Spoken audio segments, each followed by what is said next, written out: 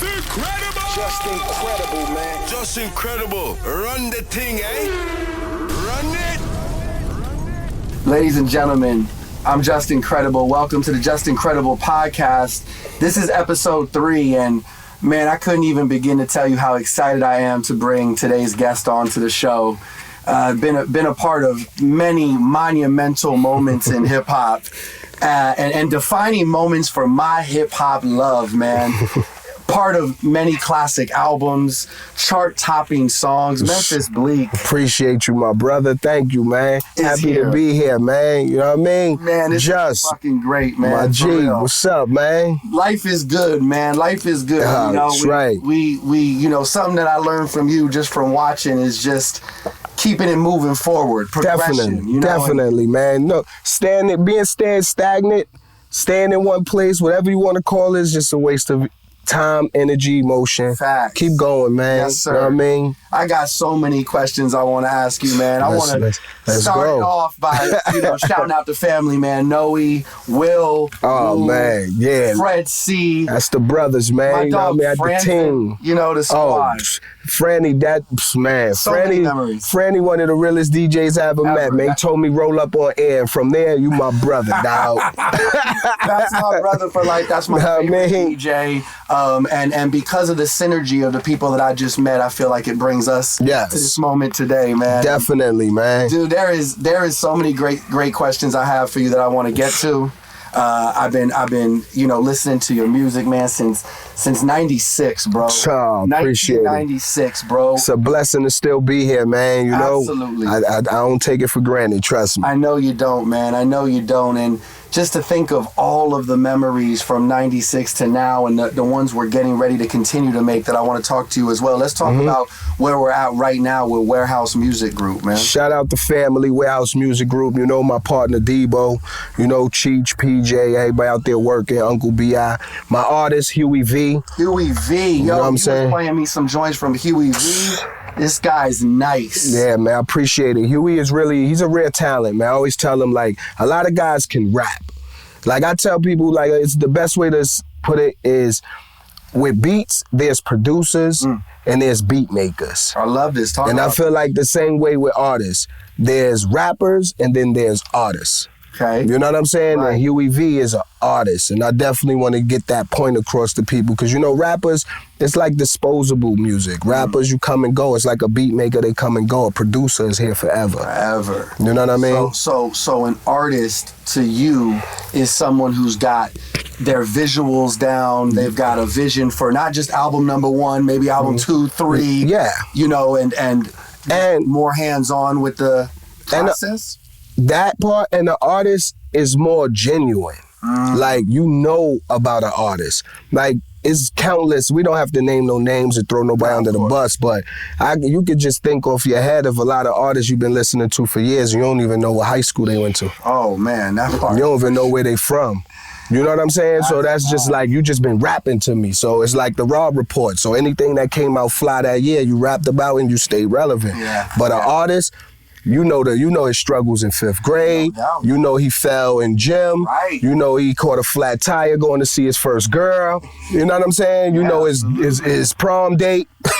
Bro, you know about it all. You know that he grew up on the 3rd floor in the Marcy Project. That's Brooklyn, a fact. You know what I'm saying? So like, that's what separates rappers and artists to me, and producers and beat makers is simple. A beat maker will send you 15 beats and expect you to pick the record. And just send it back. Like, this is so where a producer, he's gonna tell you the record. And he's gonna make sure, yo, homie, don't fuck this up. You heard? Don't spit none of them light bars on this, because I made this specifically for this reason. Yo, this is so good, because I've got some questions about some of the producers you've worked with, and I'll get to that in a few, but does one come to mind, that a true producer who's gonna tell you, yo, Bleek, I like that, but let's try it this way? Swiss Beats. Swiss Beats is 100%. Swiss Beats, 100%, man. Like, I got to work with Swiss on 2 records of my own, and of course coming to H2 for Jay, Money Cash Hoes for Jay. Yes, sir. But working with him on my own was a real experience because you get to see him make something from scratch. scratch. And he's passionate about it. So he's gonna make you passionate about it. And if you spit something that's not right, he don't have no problem telling you, fam, nah, not that. And with the record, It's All Right, my last record I did with him, the record, I wrote the third verse first, and he made me switch it. He said, switch the verses. Like put the third verse first or something like that? Yes. He was like, put the third verse first and the first verse last. Like, so we switched the record around. I'm like, okay, but that's being the producer. That's right. You know, he let you go to work and then he come in and do his construction. Right. So genius. That's a fact. Genius, man. But then coming in close is Juelz Blaze. Come on. You know what I'm saying? Yes, sir. Juelz Blaze. Juelz Blaze is another producer, so it's tied for top with them two, because Juelz is the type of guy who gonna put 162 different sounds in the beat. So he got the whole board lit up, and you got it still taped almost on the whole room, because these is all the sounds he got in there. And you like, my man, how did you do it? He like, Bleek, I just was hearing them. Wow. And then he breaking down the record with you, sitting there, like, you know, like a record like Round Here. I walked in there as Juelz was making that record. That was a different record for him at that time too, man. So I credit both of y'all. Yeah. Like, I could just imagine the creative process that was happening in that moment, because y'all was both outside of an element, yes. And he didn't even think I liked the beat, because when I walked in, I'm like, damn, what's that, bro? He like, nah, it's just something playing around with. I'm like, nah, that could go. That's hard. He was like, yo, you think so? So then I'm like, yeah, put it in the joint. I'm gonna spit something to it. So I wrote to it when I spit the verse and did the hook. He like, So then we sat there and put the whole game plan. Who should we put on it? And then we came with the idea, let's put Trick and T.I. Man, Trick was T.I. Trick was a no-brainer, because I always was a fan of Trick growing up. You know, 305, he was always spitting that. See, like I said, an artist who teach you about where they from, they city, how to move, what they go through, you know, and just listening to him and being in Miami so much, he was the portrait painter of what Miami really is. That's right. You know what I'm saying? And he painted those pictures so vividly. Yes. You weren't in Miami. You don't understand. Straight up. Great memories, great stories. Did the story about, you know, warehouse music starting, is it like you're trying to sign artists or present artists to Rock Nation? And then Jay and the team is kind of like, yo, Bleek, hold up, I see more for you. You take this label. Is that how it works? No, it didn't happen that way. Okay. It didn't happen that way. Shout out Manolo Rose from Brooklyn, you know, the homie too. You know, he was one of the first artists that we signed, that we was doing business with. You know, things didn't go as they was suspected, but he's still a homie. You know, I wish him all the best. Sometimes it just doesn't work out like that. So, you know, when I first discovered his music, I sent it to Jay on some, like, yo, fam, I think y'all should sign, homie. You know, he the next movement out of Brooklyn. And, you know, Hov basically like, yo, Bleek, like, music is cool, but bring me a football player. Bring me a basketball player. You know what I'm saying? Like, if you want to do the music with the artist, why don't you sign them to your label? So I'm like, what label?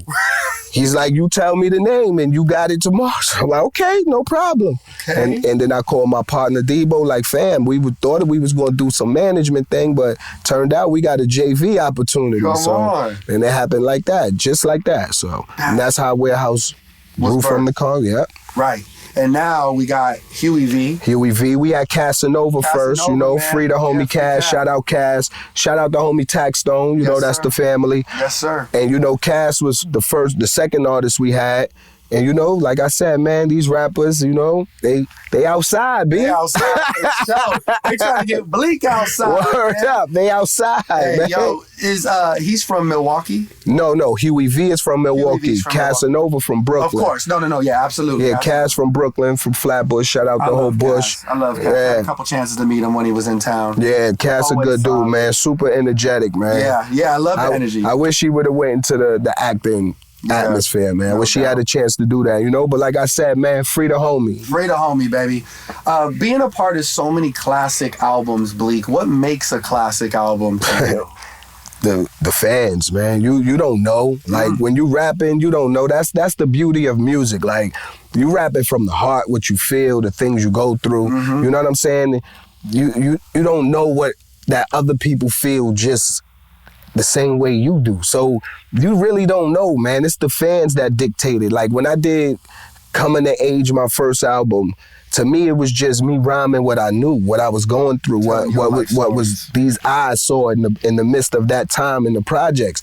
And now here it is 20 years later, people like, yo, Bleek, that's a classic. That got me through high school, or this was the era of this and that. And it's like, wow, you don't know, man. And that's the beauty. It's like gambling. It's like going to the casino. If they told you you're going to lose, you wouldn't gamble. Right. You know what I mean? That's right. It's the beauty of not knowing. Like, I could, or it might go good or it might go bad. But if it go good, I'm up, baby. I'm up.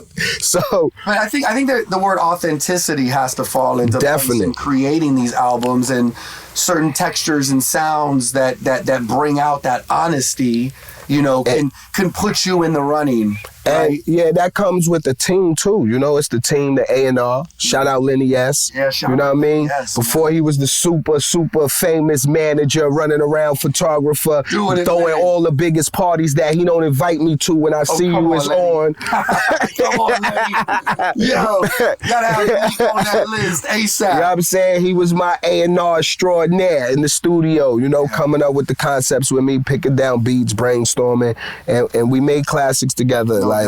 You need a team, man. Lenny S, you know, shout out Young Guru, of course, the man on the boards. Like, without them two pieces to the puzzle, people like hip hop, you know, G. Robeson, Al Branch and them, like a lot of things, Bobby Dash. Like, yes, sir. You know, it's a lot of names that play big roles in everything we did, man. And without them, I probably wouldn't even be the man I am today. Like, you know what I'm saying? As an individual, not as an artist. Yeah, because I grew up with these men. You know, I was 14 when I first got in that car with Hov. So. You was 14. You know what I mean? I just turned 44. God is good. So, you know, it's a blessing, man. Like. When you get in that car, are you like, oh shit, I'm sure the car is nice. Of course, it was the GS with all the TVs and the one from Dead Presidents. Yes, sir. You know what I'm saying? I was 14 when I first got in the car, and it's like, I knew what I wanted, man. Like, it's weird because it's it sucks because the world sees Jay as what he is today. Right. So it's easy for a kid to be like, yo, I want to be like Hov. I want to get the money like Hov. But I'm talking about the Project Hov. That no one knew. So what you see today has always been in front of my eyes. You've seen it the whole time. Front row. Like, you know what I'm saying? Like, I remember, I don't want to say the girl name, but. Would we know? No, you don't know her, okay. But still, I don't, you know. No, we keeping it, yeah. But I used to get $100 just to tell somebody Hov was in the hood. And it's like, wait, I'm 9 years old. You want me to go tell her you here for a bean? Who else should I tell? I go tell the whole goddamn project you here. Are you kidding me? I let everybody know you Hov. Like, word, like, I used to be going to public school, like, so, you know, certain, I say that to say this, a lot of people watch basketball players, movie stars, and be like, yo, I idolize them. I want to be like them when I grow up, or I want to, you know, live life like that. Yes. The guy I idolized and saw and knew how I wanted my life to be lived on the 5th floor of my building, man. Wow. And it's just that real. Like, so before y'all knew what he was, I already knew. Because I remember being in the crib, bro, in the projects. Like I said, we all got fans. You know, fly traps hanging from the ceiling. I used to get babysat by his big sister. You know what I'm saying? Yeah. His moms babysat me when my moms was at work. I was in the crib with them, chilling. And I remember his door used to always be locked. So one day the door just was open, and I'm looking in there like, hold on. Why this man room look like the Ritz-Carlton? So from that day was like, I gotta find out what he doing. What is he Because doing? whatever they doing downstairs in my crib, it ain't the same. So from that point on, sparked my interest in like, nah, it's something big out there. Man, he was showing that inspiration. And like I'm telling you, I probably was 11, 10 years old, bro. Like, this man had flat screen TVs. An air conditioner in the 80s was like a Bentley today. Sure. So let's clarify that. So y'all kids that's growing up with central air, y'all lucky. Y'all lucky. You feel me? We used to have to put water in the Windex bottle and spray the fan. Y'all don't know about that life. So that's a fact. That's the era I'm from. That's the era right there. Wow, so you're getting a front row seat. Yeah. Seeing it. it's developing your mentality before you even really know it, but you're seeing everything I wanted. Yeah, it was like, man, why he get to live like this, man? And we downstairs is different for us. It's like, what he doing? You know, everybody know what he doing, but I didn't know. Right. You know, I was saying, but when I got up and figured out, okay, let me see if I could do it. It ain't that. No. it was on a nice scale. We was good. We was chilling, but we wasn't living like that, dog. You know what I mean? were you always impressed with the way, you know, he was open to giving you the knowledge though and showing you the way? Because it's all not, the time. I mean, now it's different. People don't want to unlock no doors for no one, bro. That's America for you. Facts. That's America. Like, and not even that. I really want to say that's a North thing, because up North, you got to have money to meet money. Where down South, they'll teach you how to get money. Right. And up North, if you ain't got no bread, they clutching their purse like, who this criminal? Away from me. What you looking at me for? Crazy. Kidding me? Let me get my strap, huh? Like, Real talk. So that's how we was raised. So for somebody like that to give the game and just always try to, you know, keep me on the right path, I ain't never had no father figure. All I had was an older brother, you know what I'm saying? And it's like, Hov was never a father. He was like an uncle to me, always like a big uncle to me, man. That always kept me, like anytime he seen me. I remember let me tell this story, man. Break it down for us. I'm in the building hustling, and I'm getting money, like, and he pull up, you know, Lexus, you know, they got their Juelz on, like, man, I'm getting that money. Like, what you doing over here? I'm like, I'm getting money, man. You kidding me? I'm in the building. This is my strip.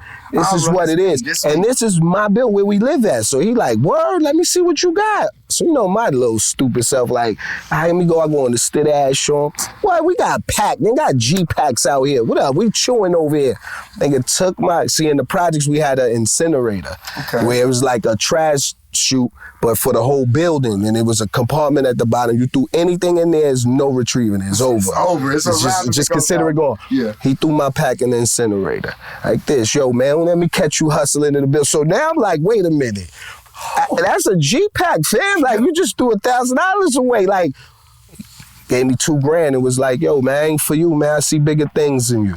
Like, things like that. You know what I'm saying? Yo, I think about the line of G, I'll ride with you for free. You know what I'm saying? So them lines is real. Like, that's why I say people think we went in the studio and just put things together that sound alike.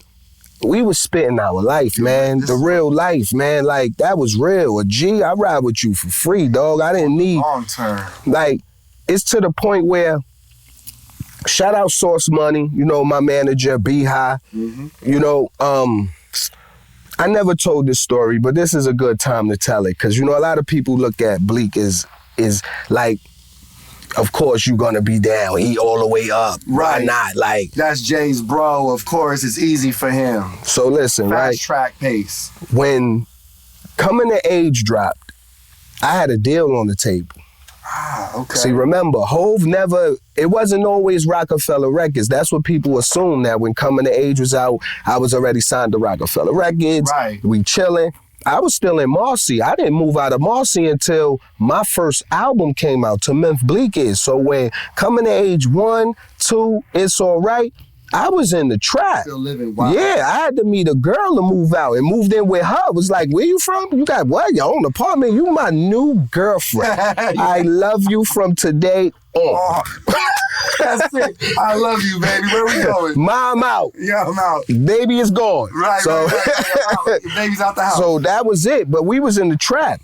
And I had a deal on the table with Capitol Records. They wanted to sign me they wanted to give me a $250,000 deal with $75,000 advance. Now remember, Source Money had just signed to Capitol because that's where he dropped his album on. That's right, okay. And my manager was like, yo, Bleek, you know that's enough money, change your family life, you in the projects, like, yo. And I'm like, nah, I can't do it. I don't want to take it. And he's like, what? That's $75,000. Look how you living. That'll change everybody's life in the crib. And I'm like, I just can't do it. I'm riding with Hov. And he was like, so, yo, you gonna throw $75,000 away for another man's dream? Because remember, it wasn't no Rockefeller. Right. It hasn't been boring. Yeah, so if none of this worked, it's nothing. And that's what he said to me. He was like, yo, you know, I know Jay want to get Rockefeller. We all want it to happen. But what if it never happens? And I told him, right hand of God on my kid's life, you guys, if I'm lying, I'm flying. Told him then I'll never be on. Just like that. Straight up. It's a great lesson that can be learned there. All that is a G, I ride with you for free. That I rolled the dice 100,000% on the table. Like, so it was like, I don't care. If he never make it, then I won't make it. It's all good. But that's how much I believed in my dog. Like, I used to fight. You tell me Hov was corny, it was on. Better have 5 minutes for me. You gonna catch these hands. There used to be mad fair ones in the hood for hoes. Fair ones. Yo, so talk to the people real quick about that what if, that worry, because I think that's always in the back of our heads as young CEOs, young entrepreneurs. It never was in the back of my. I always knew, man. I knew. So it's a gut. If you're what Bleek is saying, your gut, your heart's gonna tell you. Yes, man. You gotta go with what you feel, what you believe. If you don't believe in nothing, then it's like you standing for what? Yeah. You know what I'm saying? And I believed, I knew, man, like just off the life he was living, the style he had, the nostalgia to him, like everything is like, it was never saw before in this time. You know what I mean? Like, it's easy for everybody. Everybody dressed the same now. Everybody ride designer cars. Everybody got jewels now. It was different when back then, you was the only one. And it's like, and remember, you had to be certified to have jewelry. It wasn't like today where you just could go pull up and buy. Yeah. You had to be certified or your head would roll in the streets hard. How long after you passed on the Capital deal did the Rockefeller situation happen? Man, think about it. A couple years. We recorded Coming to Age when I was 14. It came out when I was 16. My first album dropped when I was 20.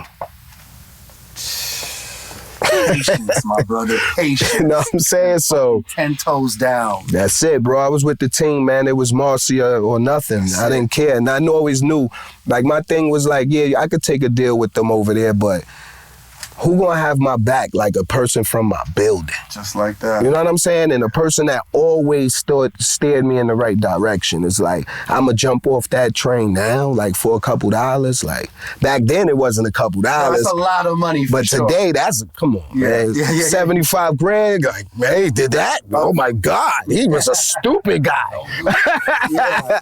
Man, Coming of Age, there's a story where Jay gets you in the studio. He writes the verse on a piece of paper and tells you got 24 hours to remember it. But that wasn't in the studio. It ain't happened in the studio. Okay. It happened in the projects. I was actually sitting on the bench. This is why I think people mistake my career like Hov wrote my raps. And it's like, are y'all retarded? Right. I wouldn't have survived. You think he could write his rhymes and then come to the studio and write my rhymes at the same time? It's like, what I need you for if I got to write for you? You kidding me? Right. What's wrong with you? Exactly. This is what you bring into the But you got to remember, I was 14 years old. Mm-hmm. I was sitting there. So if you listen to the song, you will honestly know a 14-year-old, because no way he could have wrote those type of lyrics. Right. You know what I mean? So part 2, you could tell, Cocaine White. Like, you for sure can tell. You already know. I'm here now. What's up? Yeah, like, I'm here. On that particular song, it happened, I was sitting on the bench, man. Shout out my man Quiz, too. I used him as a major guinea pig, because I knew he couldn't beat me with rhyming. He was on that Gravedigger rhyming style back then. Okay. So that elevator underground shit. So I was like, Hov not checking for that. So it was Hov, Clark Kent, and T-Strong from Original Flavor walking through the projects. So I'm like, yo, Hov, I get busy. He's like, man, you rhyme? I'm like, hell yeah, I get busy. I smoke homie right here. Right. He was like, nah, let me hear something. So I rhyme. He's like, oh, all right, come to the crib with me. So I go upstairs with him, like I said, Clark Kent, and he was like, he's like, I just had this sheet of paper. I was supposed to do this song with somebody else, but let me see if you could do it. He's like, man, I'll give you 24 hours to remember this song, and let's see, and then we'll see from there. So I go down to my house, like fly down the stairs, rewrite the rhyme, no bullshit. Right hand of God, if I'm lying, I'm flying, God kill me dead right now. 45 minutes, I was back upstairs on the door like, I got it. They didn't even get a chance to leave the projects yet. I was like, I got it. He was like, yo, you got it already? Bro. And he was like, yo, you know how to rhyme to a beat? I was like, yeah, I can rhyme to any beat. Put the beat on. And Clark had the beat. So he put the beat on, and he was like, hey, let me hear it. And I spit exactly what he gave me on the paper, and he was like, come on, jump in the car. We went to Clark Kent crib that day and laid the record. Oh, my God. And from there, mine never got out the Lexus.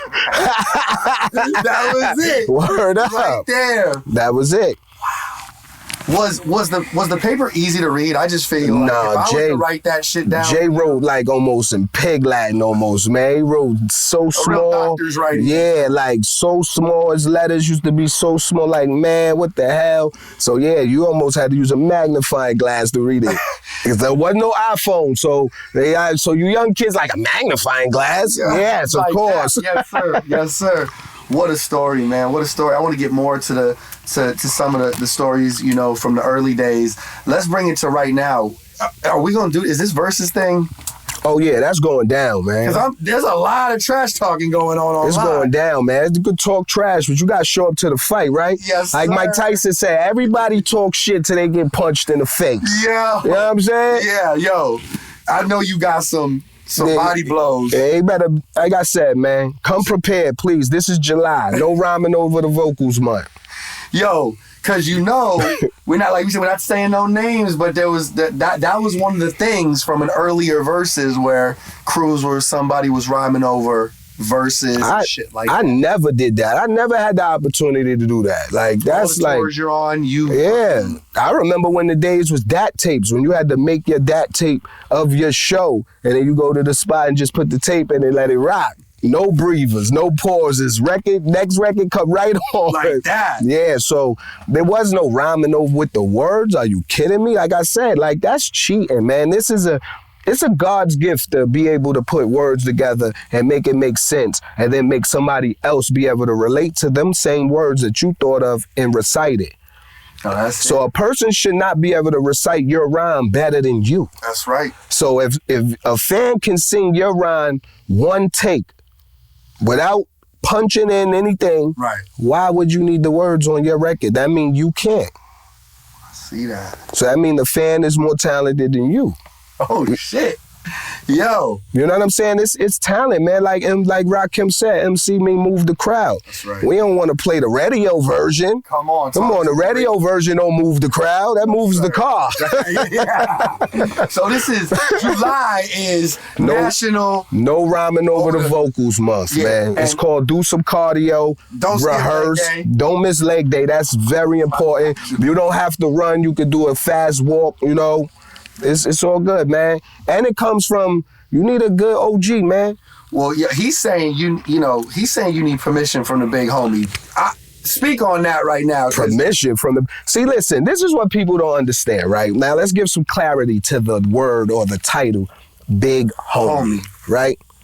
A big homie is someone who has a crew, an army, of little dudes or whoever they are, but of some significant power. Why? That's murdering shit. So that's what makes him a big homie. Because if your crew is soft, you just a homie. Right. Right? Right. Basically, yeah. So that means if you calling him, yo, did the big homie give you... That means you know I'm an assassin. You know it. And you know the work I put in. So you better show up and get permission. Let's go. Let's go. Like, so you could say, did the big homie give me permission? But no, you're going to see what made Jay a big homie. You know what I'm saying? This going to be an iconic person, man. You know what I'm saying? We the reason he is a big homie. We was killing shit out here. You heard? Check the records, man. Yo, them stats? Women lie, men lie. Numbers don't, baby. You know what I'm saying? You know what it is. All right, let's talk about legendary record labels.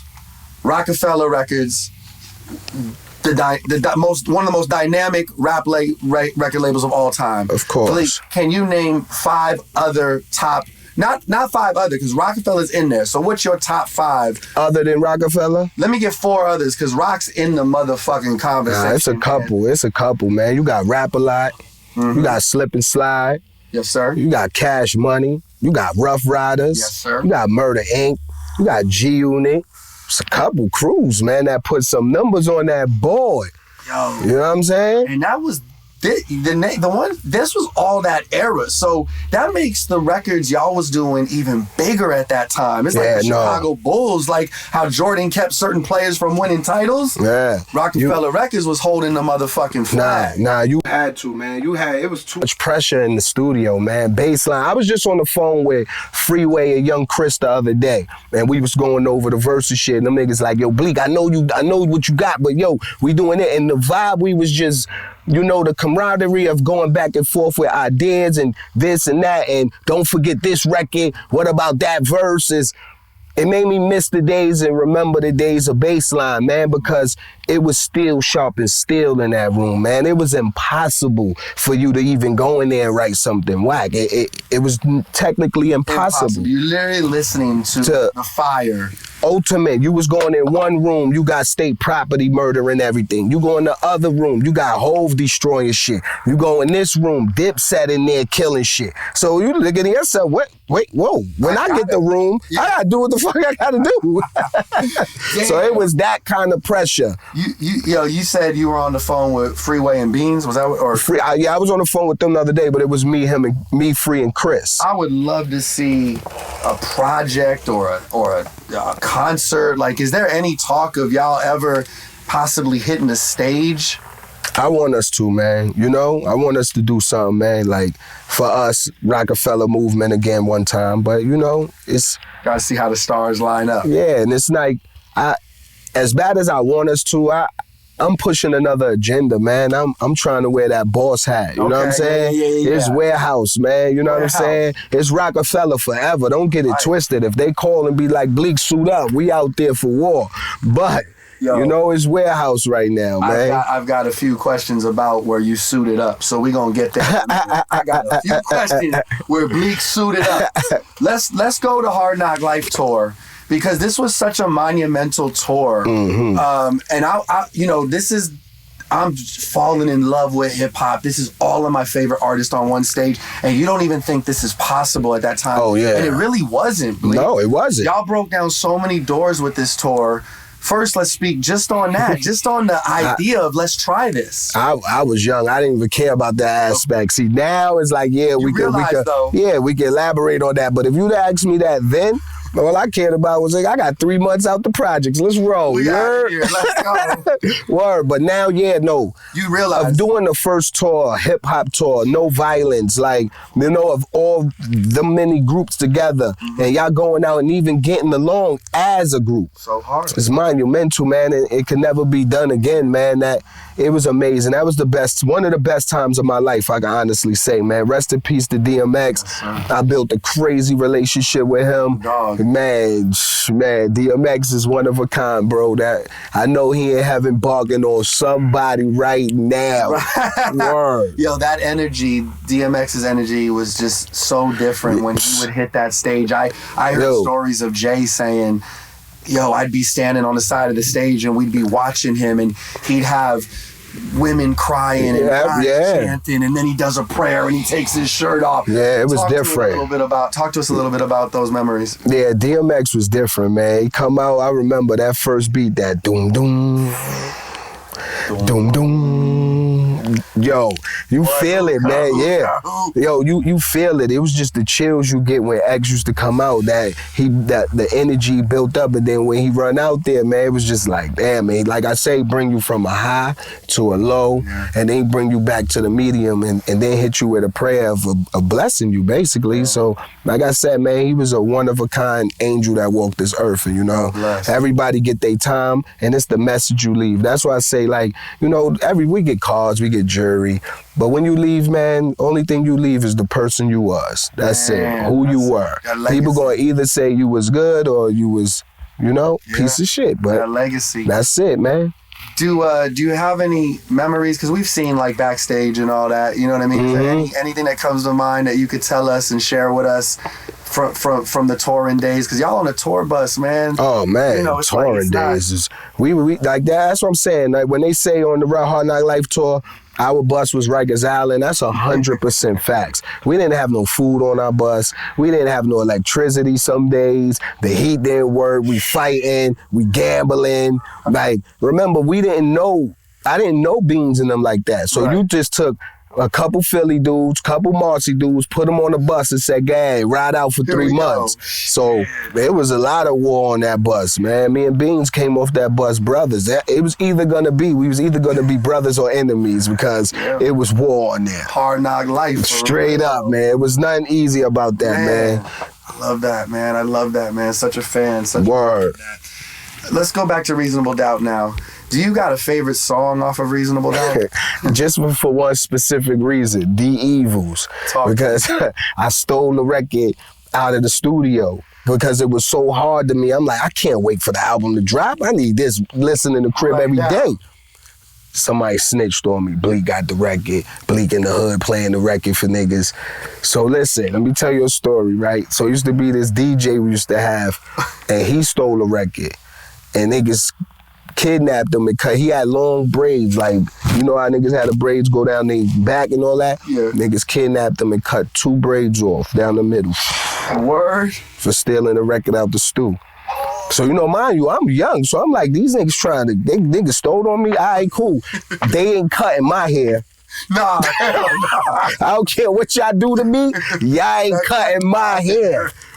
Nah, but word, Hov came and had to talk with me like, yo, bro, come on, you can't be stealing music. Like, it's a pivotal moment too, bro. You know, and this was back when bootleg was at its peak. So he just wanted to make sure I wasn't out there trying to make $1 off his music. But I just needed it, dog. It's too fire. I can't wait for the release date.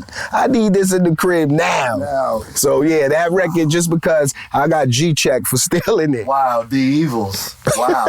What a story. That's one of the records where he's just painting such a picture too, man. Word up. Yo, like, this is one of the moments where I'm like, at that time, you're like, this is gonna be one of the greatest MCs ever. That's what I'm saying, man. I remember it's an unreleased record that they got on YouTube now, but it was on like a demo tape circulating in the hood back in the day called "I'm the Greatest MC in the World" by Jay. Unreleased. Go to YouTube and check that out, man. Really? Like, I need to. Yeah, he's just going in, man. Like, it's one of the records that made me know he's really the greatest MC in the world, man. Like, word. And I'm talking about 92, 93 music. Like, when he was rhyming fast still. This ain't even the Jay you know now. So when he went up to the radio station with Stretch and Bobito, I want to say, and with Big L. Yeah, I wasn't there. Legendary. You're not there. No. But are you hearing about this? Of course. I had my radio on. Like that? Tuned in. Yeah, you got to tune in. Stretch and Bobito was the biggest thing in New York City at that time. To the GOAT. Word. You kidding me? To the GOAT. They were the biggest thing in the city. You had that radio on, man. So word starts spreading. Yo, Jay-Z and Big L up at the motherfucking studio radio station. See, turn your radios on. I knew that little in-depth, though. Rest in peace to Big L. I remember they wanted to battle, man, you know? And Hov, we was up there. We get out the car, pull up the Big L PJs, his L, his peoples. It's just me and Jay. And Damien, J-Pop, Dang popping major shit. What? Who won it? Told y'all he gonna pull up. What y'all wanna do? So Jay called Source Money. You know what I mean? Niggas like, yo, who got the money? Source pull that bag out. 150 racks. What y'all niggas wanna do? Niggas when he had that 150, he was like, nah, we cool. Word. So I'm telling you, then that they left there, and that's where you get the video of Jay Battle and DMX. That all was the same day. That's all the same day? All the same day. Wow. Word, bro. Word. All the same day. War. 150, man. That's when I knew Jay trust me, man. You know what I mean? Let you carry the bag? Yeah, let me carry the bag. Like 150 on my back? What? Let's go. Word. Yo, I love that. I appreciate that. I really fucking appreciate that story, man. Do you got a favorite bar on Reasonable Doubt? Besides, of course, the tracks you're on. Favorite bar from Reasonable Doubt, man. That's a good one. There's so many, man. There's too many gems on that project, Even man. Like the joint with Foxy, you know what I mean? Like, yeah, ain't no. Like that's yo. See, this is what I mean, man. Jay was foul. Like, can I tell you mine real quick before you go? Go ahead. When he said you can't change a player's game in the 9th inning. Oh yeah. Yeah, that's what I mean. His bars is retarded. But Jay was foul. And he used to do things to me. Now that I'm older, I know it was to make you work harder and to want it more, like, and to just go hard. I was too close to the fire. That's why I think, I got burnt up in his flame. Like, it happens. You go too close to the sun, you're gonna burn. It don't matter. Whatever stars is fire they self. They go too close, they dissolve. It's over. Right. So here we go. Jay did Ain't No. Pick me up from the crib. Like, how you got a girl murdering you? Me, wait, how's she murdering me? She just did the song with you my man. She ain't even talking about me, fam. Why is she murdering me? Where's this going? Yeah, like, yo, she only 18. She killing you. So, me, now I'm in the crib. What? This broad thinks she nicer than me? I'm in the crib writing. I even had a song, I don't got something about chicken head bitches. Even had a song back in the day. Then I find out, wait a minute. You coming to age that. You gave her that verse. So, Mom, why would you do that to me? Yo, he was testing you. Yo, he was putting you to the test. Yeah, he did that even with Lil C's. I remember when that Junior Mafia album dropped. He specifically came and got, they murdering you. Yo, that's the pressure. He was putting that pressure. Yeah. Anyone hot coming out, he was like, yeah, they murdering you. What you gonna do? Where you at?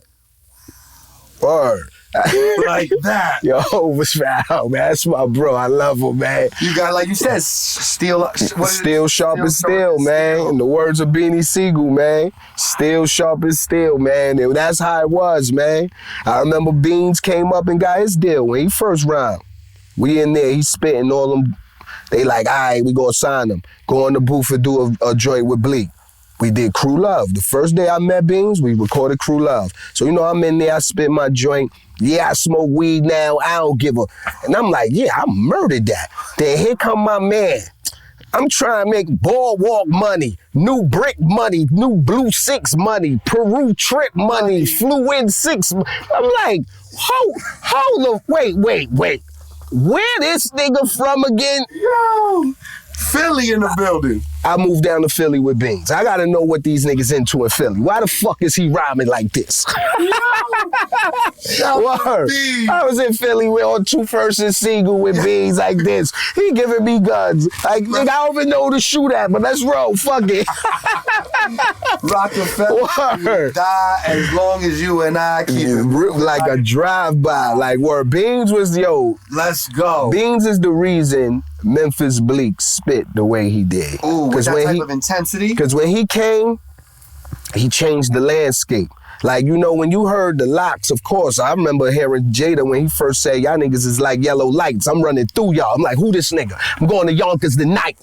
Where they niggas at? Yo, what's up? Like, we got water where Biggie felt these niggas? Yo, get the straps. We going to Yonkers tonight. What he said, he talk about me. He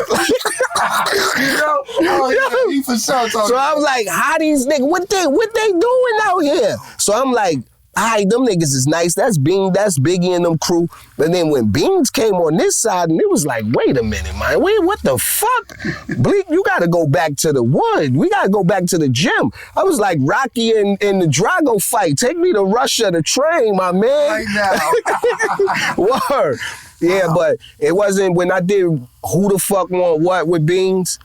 That's when I knew my confidence was through the roof. That's when I felt, all right, cool, I'm up there. I'm here. I'm here. Yeah, and I remember this kid from my projects named Cisco. I remember I used to write rhymes all the time and ask him, yo, fam, how this sound? Yo, how this sound? And he used to always say, yo, Bleek, when you got it, you ain't gotta ask how it sound. When you got it, you ain't gotta ask how it sounds. Word. And that's when I knew. From there, I got it, dog. It's on. Word, but Beans was he was a force of nature when he hit the rock. No doubt. No doubt. That energy Beans brought. Yo, this is so good. We got Memphis Bleek on the fucking podcast right now. I'm having so much fun, my brother. Even Sauce Money, man. Niggas better put respect on Sauce Money pen. I remember as a shorty in the project seeing Sauce coming through like, yo, Sauce, you don't want no smoke. What? Hov think you better than me, because back then everything was battle. That's why, Juelz, you better be my nigga. This is what I do. I came up with this. I was raised in smoking niggas. But I got smoked. You know, it's like a fight. You fuck a few niggas up, you get beat up too. You don't win every fight. This one particular fight against Sauce Money, I picked this battle. Like, yo, my nigga, what's up? You don't want no smoke. Let's get it. He was going to, well, I don't know where he was going, but it was early morning. I'm in the basketball court popping shit. He like, all right, let's hear some. I spit, That nigga spit. That's when he first wrote that rhyme. Man, y'all niggas is Chinese the way you duck sauce. It's like, man, yo, fam, go ahead, you got it. On, why even stop this nigga today? Let me go back to I gotta go do more push-ups. Yo, that's the word. I was like, damn, man, Sauce smoked me real quick. It happens. Word. Get back up. You know what I'm saying? Get back to the field. And the whole team was like that. That's what I'm saying. You had Sauce, you had Beans, you got the Young Guns, Oskino and Sparks. Yes, sir. You got Petey Crack. Then they brought M.O.P. on board. It was too much. The Dipset. Freeway, did you bring up Freeway? Yeah, that's State P. The whole State P. Like, you know what I'm saying? Then when you bring Dipset, even though we had our drama, like I said, I'm a music lover. Always a I'm lover. not a hater. Right. I ain't turned balling off. Mm-hmm. Just cause I ain't fuck with you at the time, you got some shit right now, dog. Like, Nas, niggas they take it like I always shit on Nas. But Nas is nice. I remember walking down Broadway to buy a halftime single just so I could write to the beat because my man had the same flip phone I had, the drug dealer phone in the snow. And I'm like, he looked like me. I need this song. I fucks with Nas. But when it come down to against my niggas, well, I'm going to tell you, yo, I'm with him. It's up. You feel? It's up. Automatically. But am I going to tell you Nas is whack? Fuck no. Nas is a legend. He got major classics. You kidding me? Right. Nas is on my playlist. I got a hip-hop playlist. Okay. And I ain't going to lie, my hip-hop playlist is retarded. She got like 1,900 records on there. It's like, gotta be going crazy. It's like about fucking 50 hours worth of music. Like, no bullshit. From all eras? Yeah, like, when I get into a vibe, I just make a playlist of that certain kind of music. Like, I got a pop playlist. Told you I got a Spanish playlist. That Latin playlist going, you know what I'm saying? I just made a R&B rap playlist. Ooh. Just because of watching Verzuz the other day. It made me reappreciate that Wale and Jeremiah record. That You Remind Me of My G. So good. Like, niggas sleep on Wale too. That's my bro too. Wale spits, B. Go. For sure. He spits for sure. Spits. I love giving Wale his flowers. That's right. Such a talented MC, but he keeps them number ones. You know what I'm saying? So he spit that shit. Yo, I ain't gonna lie. I used to think Fab was the GOAT of girl rap. But I think Wale got it right now. You think Wale might took the crown, man, because Fab got a lot of them, but Wale got them. Like, when you really go through his discography of R&B rap, yes, sir. I don't really know who compare to him, man. Like, because his R&B raps is all chart toppers. Like, they got them bangs. Wale got them ones. Yeah, like man. It's a good one. Yeah. You probably got like Ja in there. Ja definitely in there. Ja definitely in there. But you know, Ja was that time. So it's like I can't compare that time to now. Right. It's like I would be wrong to do that. Yeah. You can't do that. Ja is the classic of that era. So it's like you can't compare that to what people are doing now. But you could say he definitely wrote the blueprint. For sure. Because I remember telling Ja, yo man, God, you foul. How you get this nigga vocals to sing? Like, I'm supposed to be able to harmonize too, dog. I want to talk to the ladies. Yes, sir. Yes, sir. Word. Yo, I wanna fast forward now. I want to fast forward to my questions here because we're talking about, great, R&B hooks on rap records. The 534 album, let's talk about the record The One. Oh yeah, man. You had Rihanna. The very first Rihanna feature. Yes. The very first Rihanna feature. I mean, talk to me about how this song comes about. First of all, she was the most beautiful girl I ever saw in the world, and they talking about, yeah, we just signed her. Shorty, what's your name? Yeah, let's get this. What's this? Where we at with this? Right, Barbados? Tell me more about it. But nah, word. Then once I heard her music, you know what I'm saying? Yeah. It was like, damn, I definitely got to get one with her. So it was only right. Bink Dog did the beat. Shout out Bink, the humble monster. Yes, sir. He did the beat. You know what I'm saying? And we put it down. She murdered it. At that time, it was her, Tierra Marie. I ain't get a chance to work with T at that time. You know what I'm saying? Great artist. But I definitely was in her video. We was showing support to all the ladies on the label. That's you know what I'm saying? That's right. And Riri just came in and blew. I had the beat and didn't honestly know what direction I wanted to go in. So Bink sent her the beat and she put the hook on it. And after she did the hook, I wrote the raps. So, you know, it's a couple beats out there I slept on that didn't see the vision. Some beats you don't see the vision, you don't hear it. Some beats speak to your soul. Once it plays, right. Like Mine Right. I remember when I first did Mine Right, Redman told me, yo, Bleek, man, because the twin is his DJ, the twins. Right. They made the beat. They made that beat, So he like, yo, I had that beat for so long, I didn't even know what to do with it. And look what you got the beat and took it to another level. So every beat ain't for everybody. So when you hear somebody turn down the beat, it's not that they missed the opportunity. They didn't see it. Yeah. Then, Yeah. Did you have a feeling that Rihanna was going to be as big as she is today? Of course. Superstar quality, right? Of course, man. Because number one, speaking from a male's perspective of women in the music business, we want to hear someone beautiful sing. That's right. Number one. So if you're a beautiful woman and you singing something that we wanted, you could be singing in French. We don't care. We're going to listen to it. But then when you got music that touch the soul and cross barriers, and then your talent matches your appearance, you're a phenomenon. That's what makes Beyonce, like, come on, man. Her work ethic is through the roof. That's the thing that people don't understand is how hard these people work. From Beyonce to yourself to Rihanna. People think, it's just walk in the studio and get it done. Oh, no, definitely not, this man. Is around the clock. It don't stop, man. Work. This is a job you sign up. It's no hours. It's no shift. It never stops. There's no punch in or punch out. Nah. When you punch out, you punching out of this universe. Yo, facts. Facts. Straight up. Shout out to Rihanna, man. Just became America's youngest self-made billionaire, man. You know what I'm saying? That is just amazing. It's goals, man. It tells a lot of the young kids, like, you can get it. That's right. You can get to it, man. I want to go back now. Hard Knock Life Volume 2, the intro. Oh, man. My brother. Shout out Primo, man. I just spoke to Primo the other day. He was asking me about something. If this happened to come out before that get taken care of, I'm on it, top dog. Let's go. All right, so Premier beat you. How old are you at this point? I mean, I was probably like 17.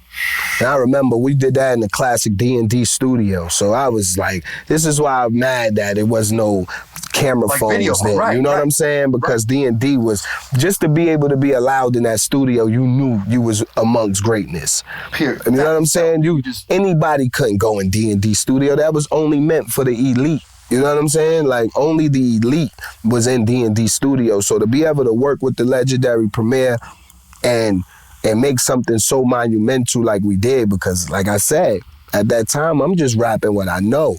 Dog. You know what I'm saying? I mean, this is your life. You're spitting these bars over a Premier beat.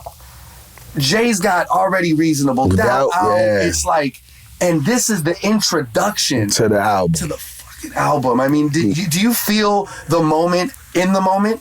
Or is you at that time, remember, you don't, like I said, bro, you don't know. And that's the beauty of the moment. Not kind of that. You know what I mean? If they told me, yo, this is going to be historic, you looking like, how you know that? Right. You know, I'm a question the validity of how you know what this is going to be like. So that's the beauty of the moment, of the unknown, man. It's like, you just doing something passion, like, and that's what changes. That's what I tell all my artists that I sign. It's like, when you first get a deal, remember, when you pick up that pen and you put that pen to the paper, you writing from the heart. You're not writing because you like, oh, they're going to give me $10,000 over here. Right. If I do this song, I get a $350,000 album budget with a $50,000 advance. That's the furthest thing from your mind. Process. You know what I'm saying? So once you become an artist and you generate money from the business, it's hard to maintain the authenticity of like being an authentic writer, because now you're doing it for the money. Right. So I try to tell all my artists, don't lose yourself of making this a job. Just remember, it's a hobby. That's right. It's not a job. And when you try to make it your job, then now you're chasing a salary. You know what I'm saying? Changes the whole dynamic. Changes the whole dynamic. And I'm only talking from experience because I know I'm a project baby. So once I seen that check, this rhyme got me what? Okay, I'm gonna write 6 more like this. Right, that's easy if you want to do that. Right. Word up. Yo, so Pain in the Ass says, you know, the new, improved Jay-Z. See, these is the things I go back in time and I look at that I don't want to say hurt my career, but definitely put a major spotlight on my career and put me in the category, I could say, of something that it shouldn't have been. Like, it shouldn't have been. Like, who is the new improved Jay-Z? We still haven't found it. 20 years later, we still don't have it. And that pressure was put on me because at that moment, Hov was thinking in his mind that was his last album. He had no intentions on making 15 more albums. Right. So maybe if he stopped rapping, I could have been. Right. You know what I'm saying? Yeah. So I think putting me up to that type of, on that pedestal made people judge me to a height that was kind of unfair. You know, it's like, you didn't judge me to my peers, you judged me to the greats.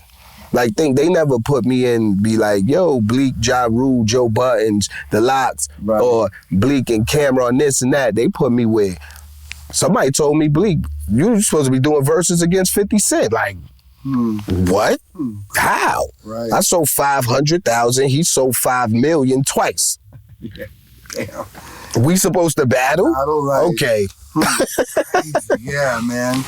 I've been in so many barbershop conversations where the quote, the bar of some people's favorite bar is "Screw Gooden, I pitch in the PJs." Lit off the EJ. Let off the EJ. No, lit off the EJ. Lit off the EJ. That's the, you know what I mean? That irk and jerk, baby. Yeah, that irk and jerk. Yo, talk to me about penning that, man. I mean, that is one of the most iconic lines, and another one of the lines that I felt the same way. I got those goosebumps when Jay said, "You can't change a player's game in a night." Knife inning, yeah. Those lines, you know, come on, man. Gooden was best pitcher in baseball.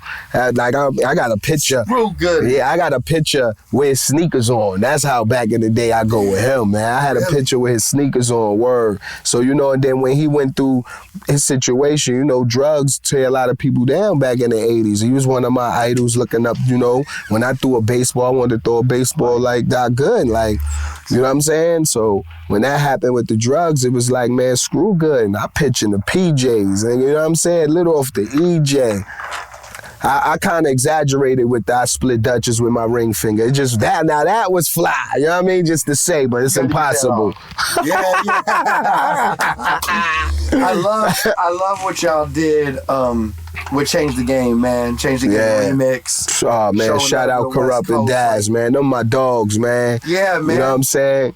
I just feel like you had something to do with that whole collaboration. Definitely. You were always the guy kind of putting the, you know, like, yo, we should get with such, you know, Trick Daddy and, you know, things like that in each I'm not going to take the credit for that, but definitely, I was definitely more cooler with them than I could say everybody else was. So when the call came out, yo, should we put Corrupt and Daz on that? It was definitely hell yeah, because me and Daz got to make, like, I've been rocking with Daz forever, bro. That's the bro. Like, he one of the first people to even teach me about independency in the music business, on what distribution even was. He was doing this 20 years ago. Yo, for real. You know what I'm saying? Before there was an E1, Koch, any Sony Red, any of that. He was already had his own distribution movement.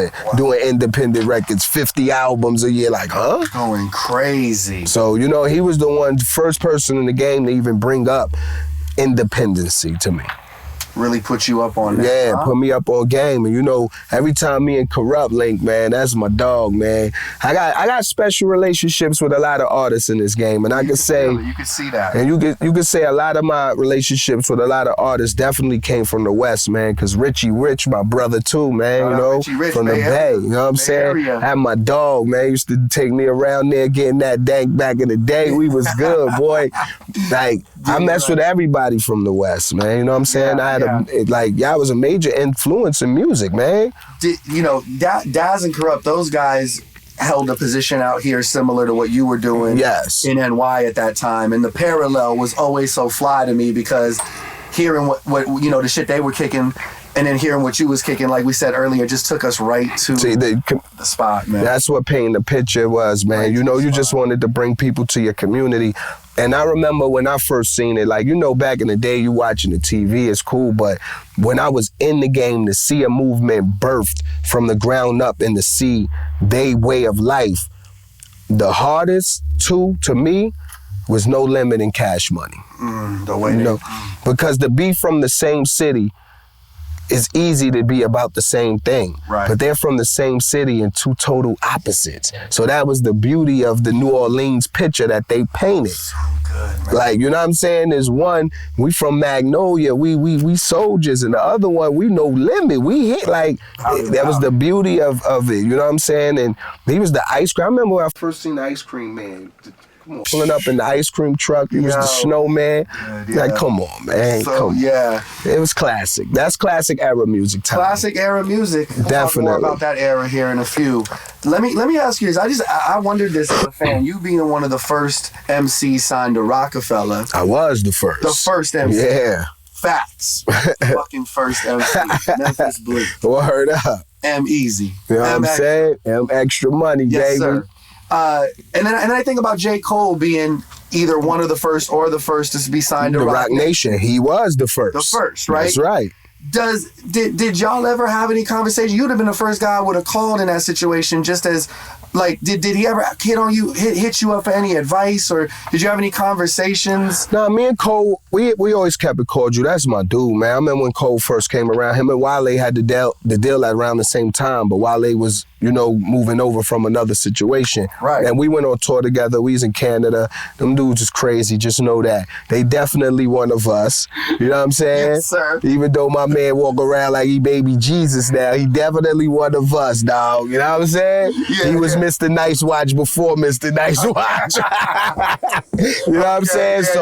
That's my dude. One thing I could say, I keep it real, man. Always. And Jay always loved this about me. People let jealousy brew inside of them and it becomes envy. And they be envious of a person, and that's what spills and breeds hatred. Well, me, I'ma tell you when I don't like something, even if I'm jealous about it, I'm gonna let you know, damn, fam, you bought that car, that shit hard, fuck that car. Who would you to have that? You know what I'm saying? I just gotta get it out my system so I don't be hating on you, dog. I hate you to your face. Right. So I remember when something happened with Cole and Jay was telling him about, picking doing a certain single first. And Cole was like, nah, I believe in this record. And Jay was like, okay, well, if that's what you believe in, we're gonna go with what you believe in, And that right there was like, that irked you a little bit. This nigga get freedom? I had no say so, because I remember when I didn't want Memphis Bleek to come out. Niggas was looking at me like, and you gonna stop what?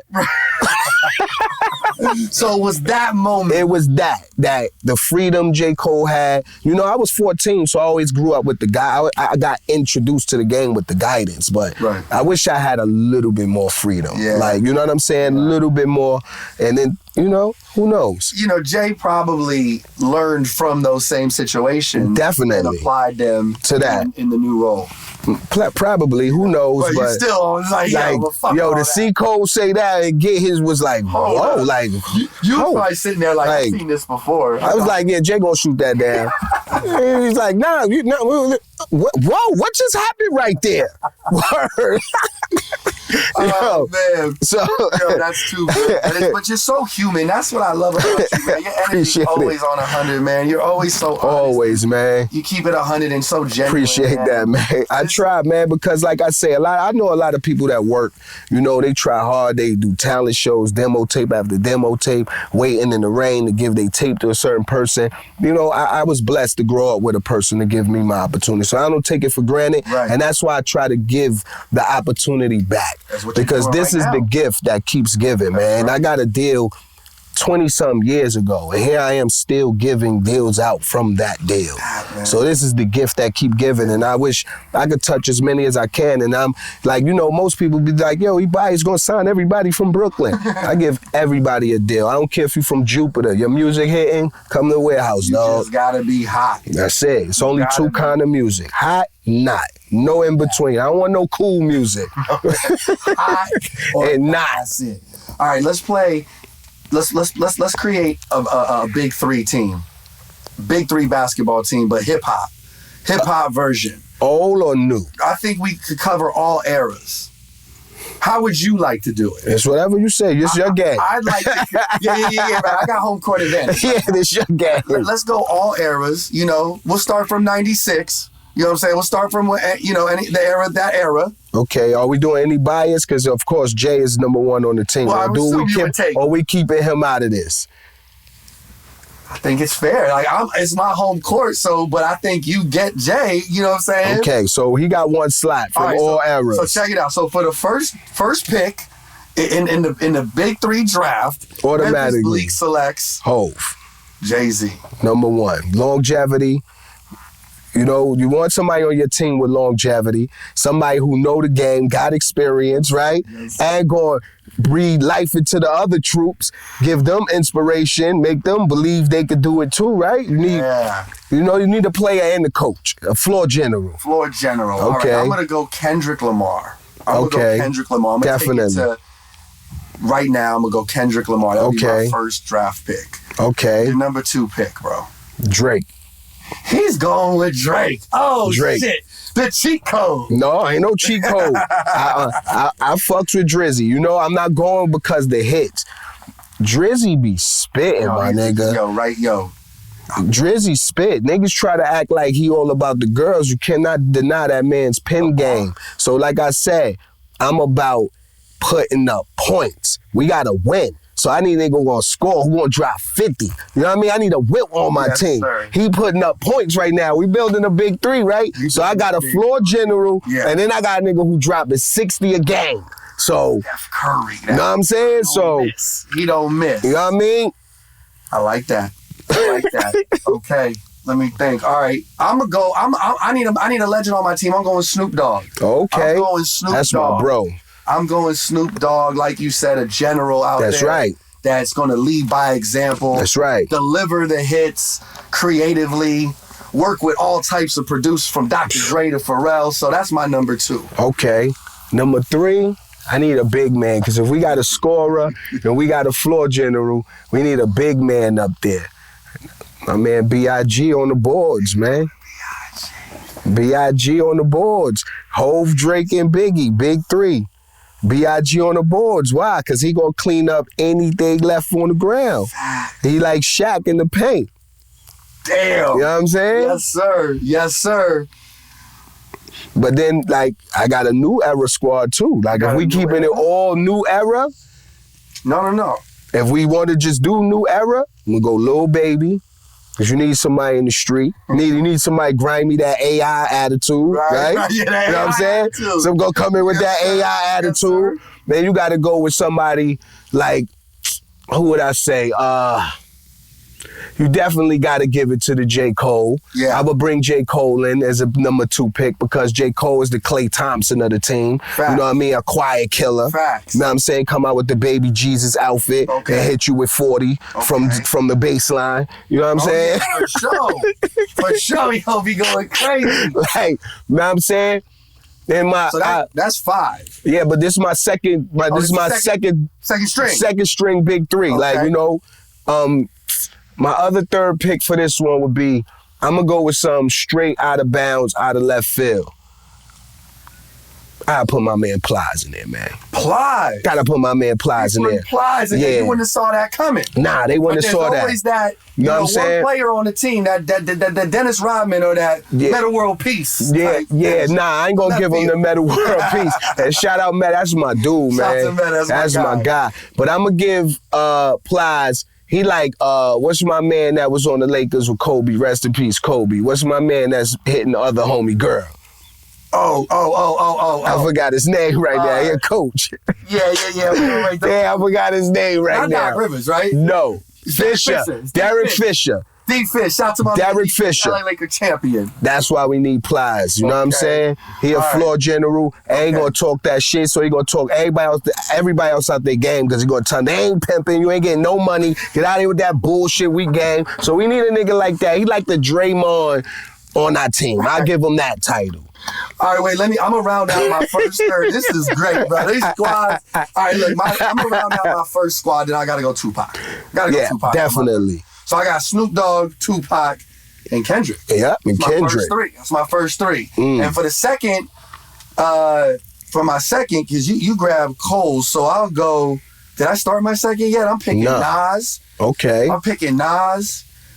I'm gonna go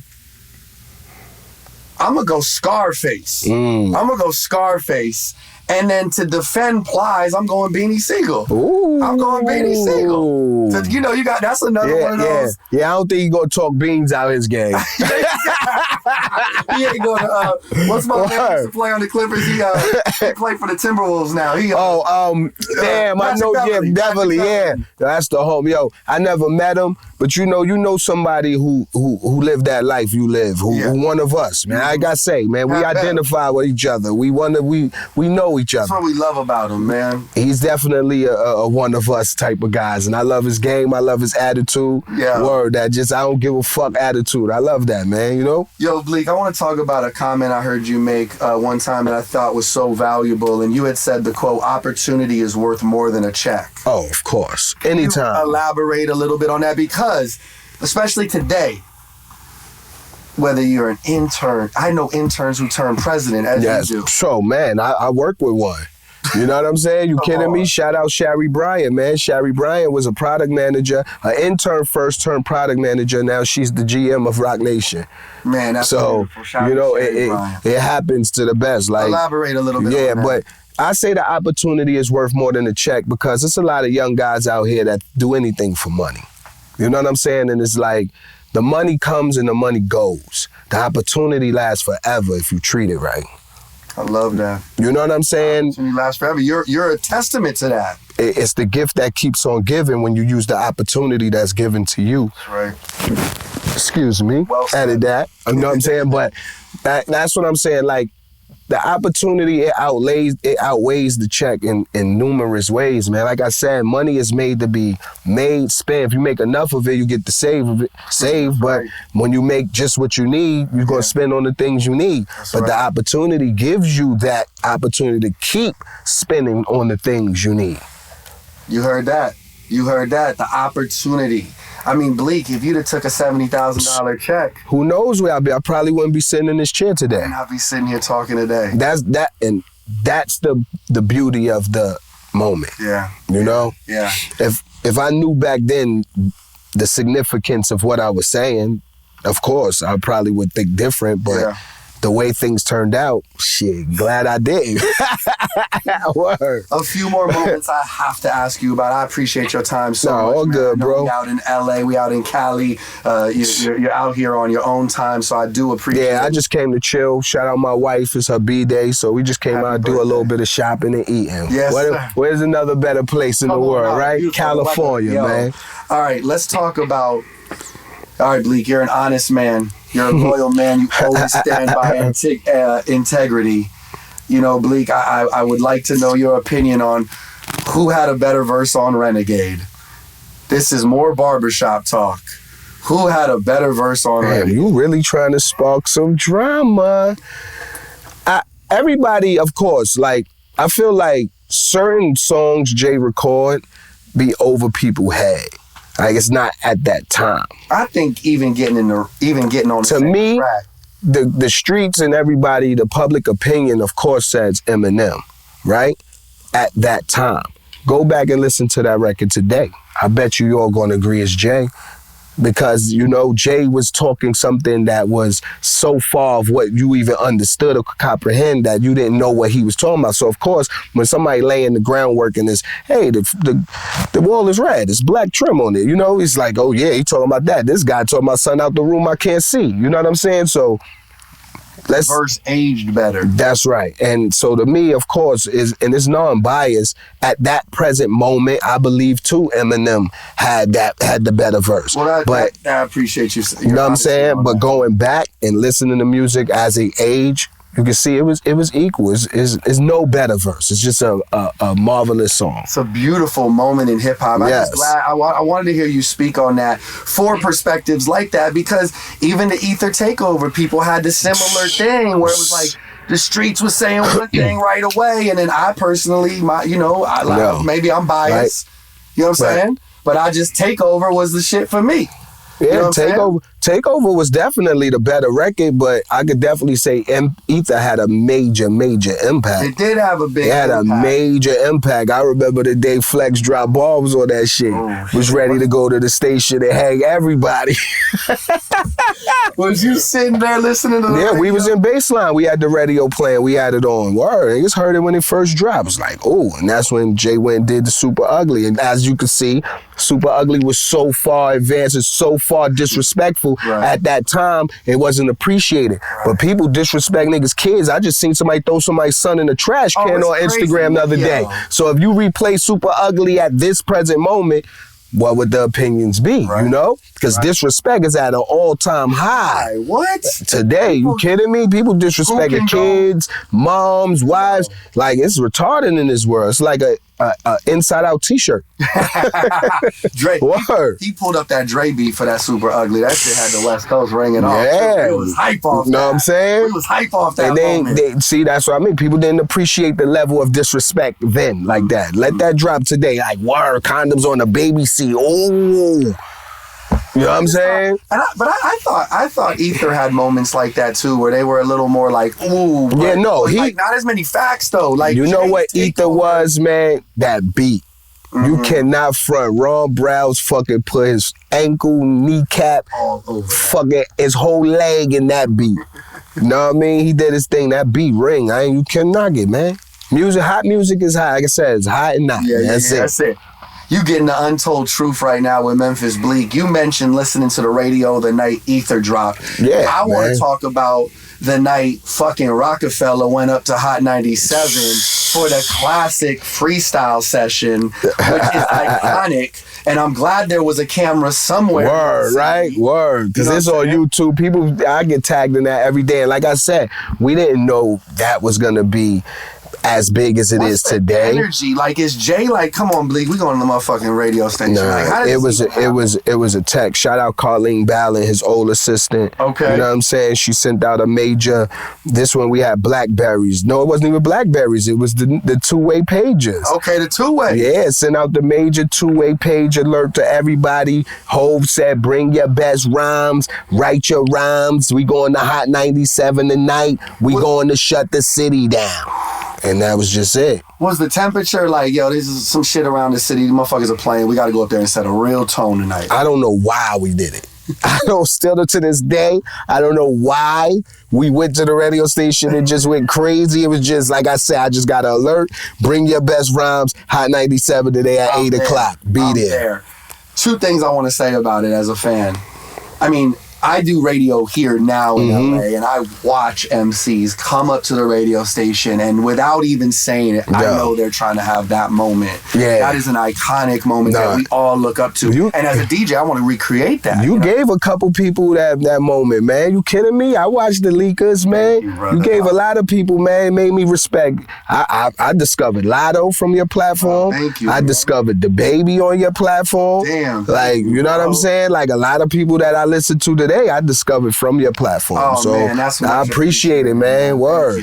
That means a lot. Nah, trust me. You got a major platform where you giving people a platform to spit. Now, you know, some people go up there and, you know, they do okay. Right. Others do better than others. Levels for sure. But then you know them ones when they go up there and touch that mic, man, it's just special, man. Like, you feel it. Like, it's special. Something special about that girl Lotto, man. Yeah, like, no, she did. Come on, she man. And killed it. Her swag was unbelievable, man. She out rapping niggas. Talk to me. That's you know what I'm saying? Yes, sir. So you want to compare the girls, nigga? You better compare to your baby pops. That's right.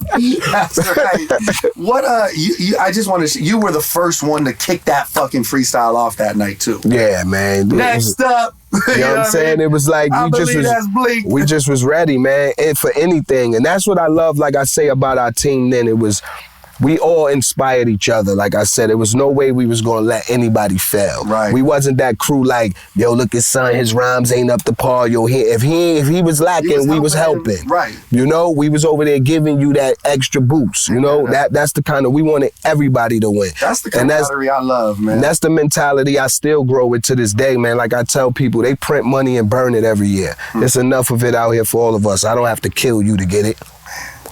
It's great perspective. You know what I'm saying? It's so good that the audience is hearing you say this, coming from the place you come from and the positions you've been in and the things you've achieved. Because it's just real, man. I ain't never had to step on no toes to get first in line. You know, like, I ain't never had to throw dirt on nobody to get a girl, or that's like corny to me, man. Like, I don't think about other men when I go about my day. Unless we in business together, like, there's no reason for me to worry about what you doing. You know what I'm saying? And I would hope you feel the same about me. What you eat don't make me shit. That's a fact. Like, you know, like, it's too much money out here. Like I said, man, they printing money and sending. If you pay attention, they say we going in inflation, we going in debt, it's going to be a crisis. We just probably said, every day I look at the news, we sent $400 million to Ukraine, $600 million over here. Where you think that money came from?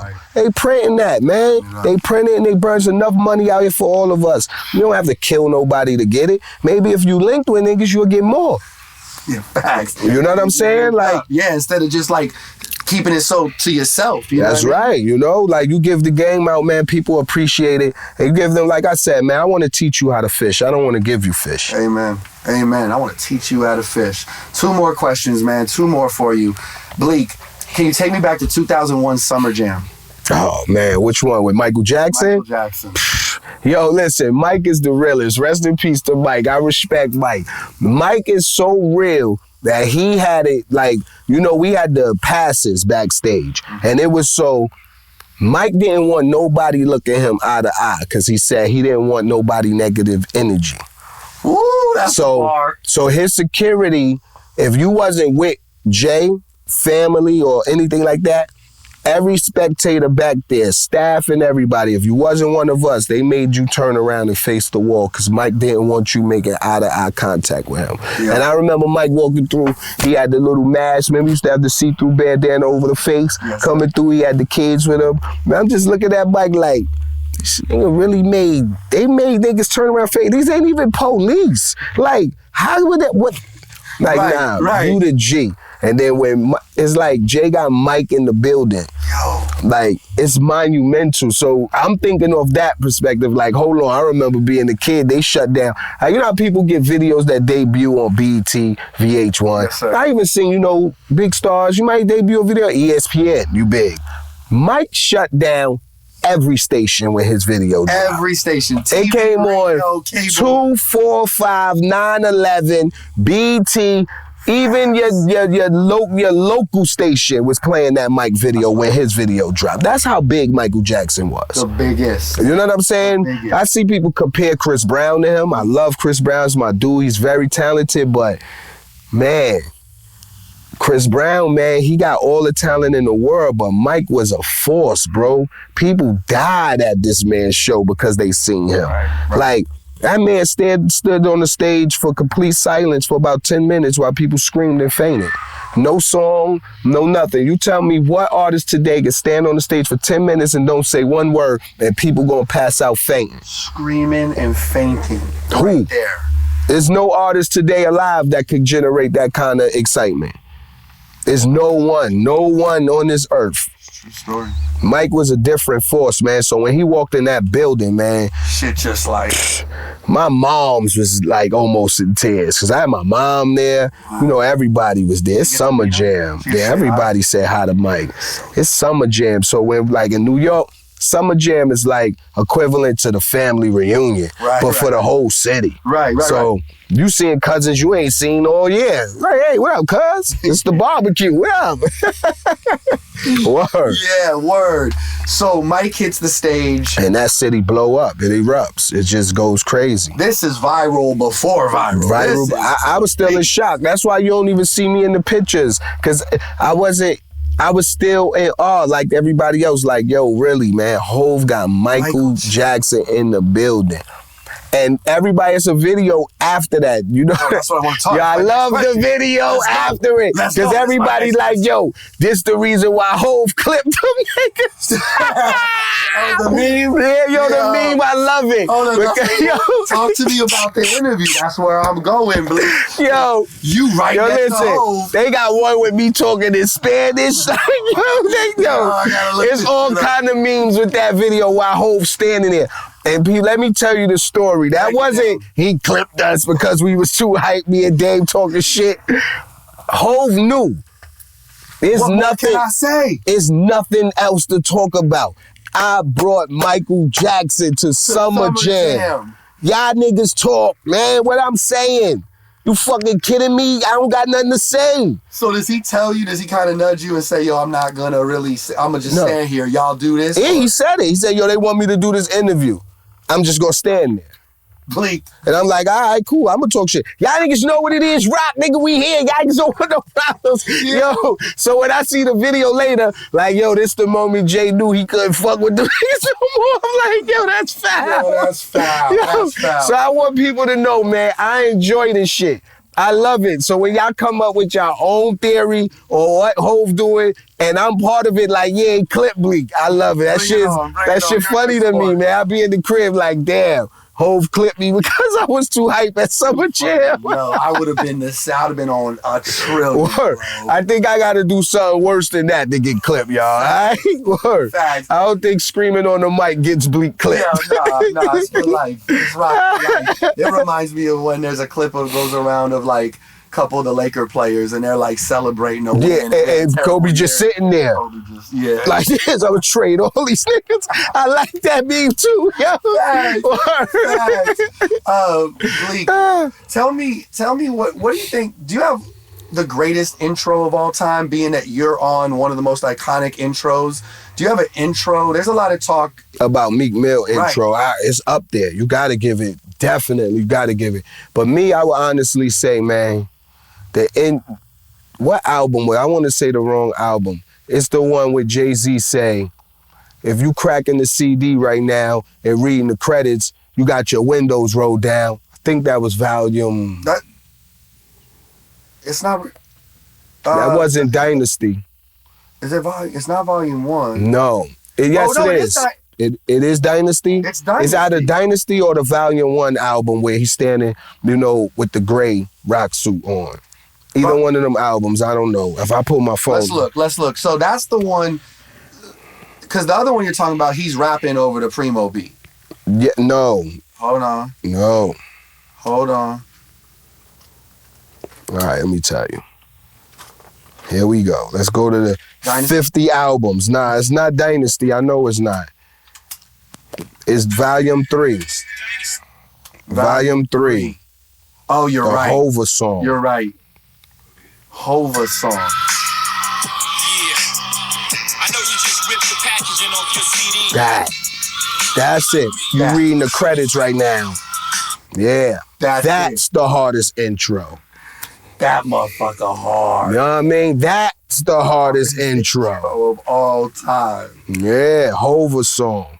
Hova song. Off that fucking Volume 3. That's right. That's a monster. That's Hov's best intro.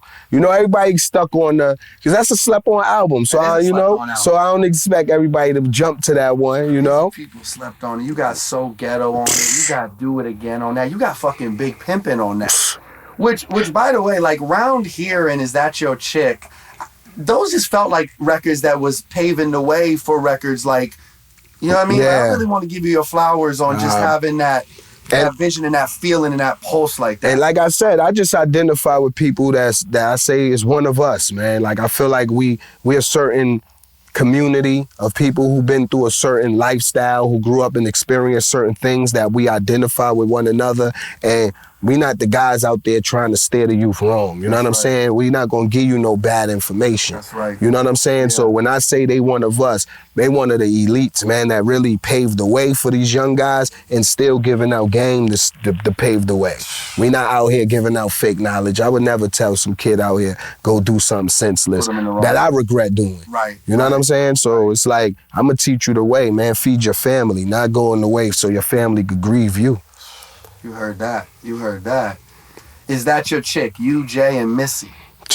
Yo, that record, now, see, a lot of records, you know, I had no control over. That record was on that album, Volume 3, Life and Times of Sean Carter, but only released on the UK version. Oh, I didn't even know that. Yeah. I didn't even know that. Okay. Yeah, so that was a Jay song by himself, and it was only released on that album on the UK version. Okay. So he wanted to re-release it in America, but didn't have no album to put it on. So, of course, he gave me the record. Yo, Bleek, write 2 rhymes to this. We're going to shoot a video. This is your single. Like, damn, nigga, I ain't even fucking, I'm gonna be honest. I got a song in the video with Missy, I never met her. I don't even know her. Never met her, huh? Wow, that's crazy. That's how lit I was at that time when she was doing her part of the video. I was running around. We need trap. Let's get it. Let's go. Let's go. Is Dear Summer a similar situation? Yeah, Dear Summer, I had no control neither. He did the record, listen, it's going on your album. Okay. Okay. Like, fuck, okay, you the boss. Yeah. Whatever you say, dog. I just regret not putting a rhyme on it. I should have put a verse on it.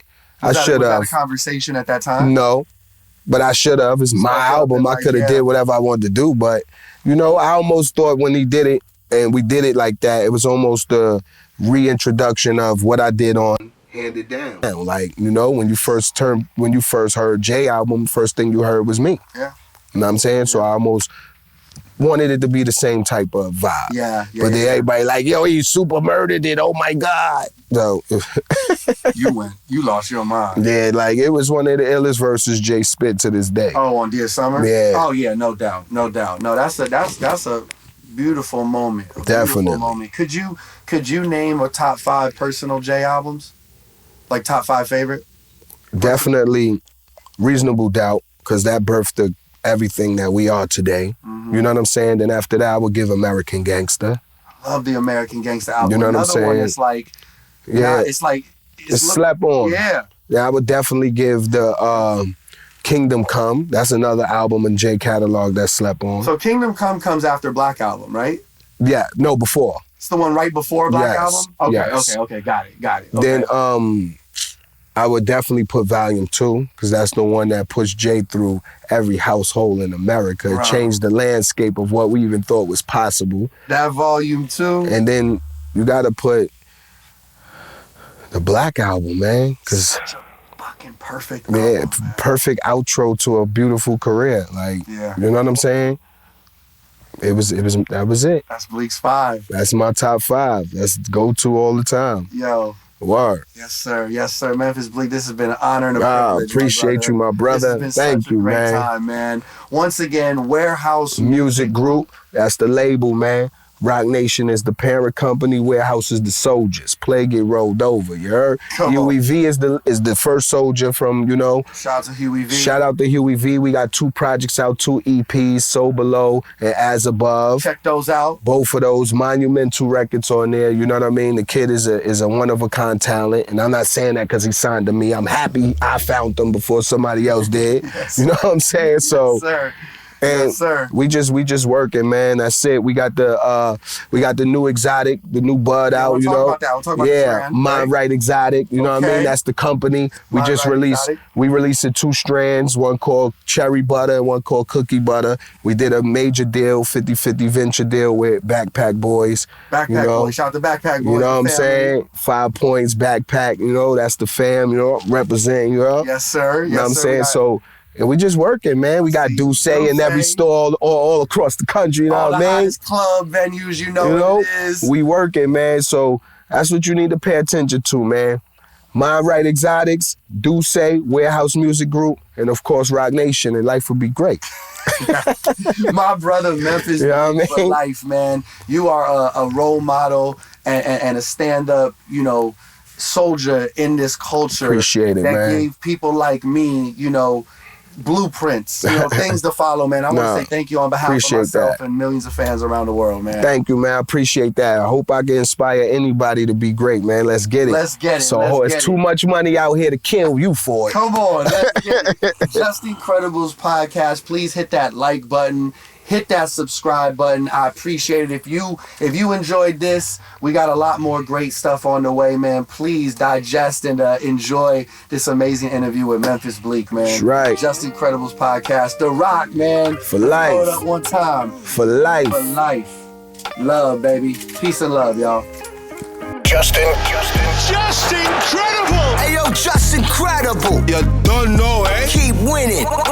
Yes, sir. Hey, thank you to everyone who watched this podcast. The music you're hearing, that's provided by LA's own The Eastie Boys. If you enjoyed watching this, please hit the like button, drop a comment in the comment section, and while you're there, tap that subscribe button so you can subscribe to the channel. It would mean the world to me. There's more content just like this, and trust me, a lot more on the way. To keep up with me off of YouTube, follow me on Instagram at Justin_credible or my TikTok. You can just search Watch Just Incredible. Thank you so much for watching.